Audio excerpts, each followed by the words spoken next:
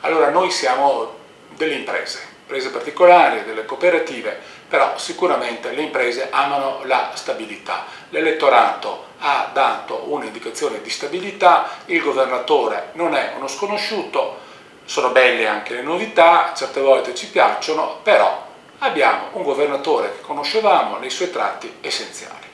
Quindi viva la continuità. Altro commento, ce lo aspettavamo? In questa misura assolutamente no, ha sorpreso immagino tutti gli osservatori, però che il governatore uscente fosse ben piazzato, questa era una cosa che ci poteva stare. L'auspicio, ecco, questo è l'auspicio. Noi abbiamo avuto un governatore nuovo per 5 anni, come mondo della cooperazione abbiamo anche denunciato delle sfasature, non a 360 gradi, ma sicuramente nel mondo del welfare delle sfasature anche notevoli. Abbiamo apprezzato nel governatore quella che possiamo dire nell'ultimo biennio una correzione di rotta, parziale perché le deleghe erano state date, una serie di situazioni particolari.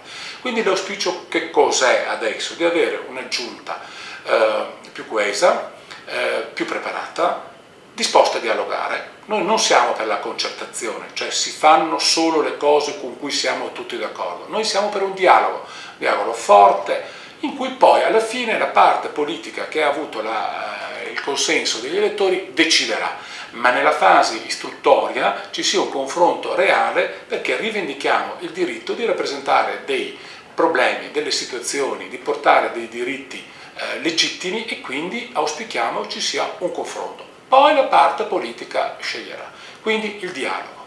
Secondariamente un livello tecnico, non tanto da parte del politico, ma da parte dei loro collaboratori, un attimino più preciso, più puntuale e più alto di quello che abbiamo riscontrato in determinati settori, segnalatamente quello del welfare.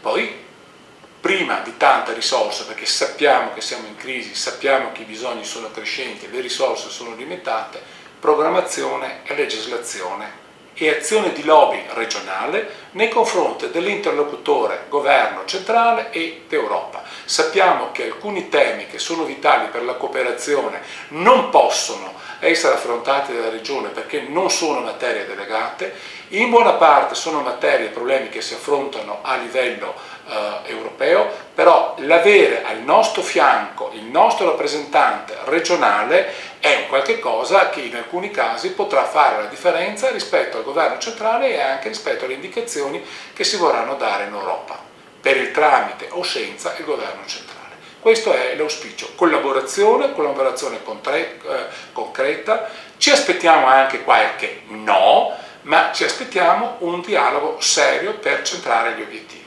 E questo per la parte al governo. Un buon governo e una maggioranza funziona se c'è una minoranza efficiente che sta sul pezzo. Quindi per noi è importante anche che la minoranza ci sia, faccia la propria parte. Abbiamo anche un soggetto nuovo, il partito 5 Stelle, gli auguriamo di fare come dichiarano la loro parte.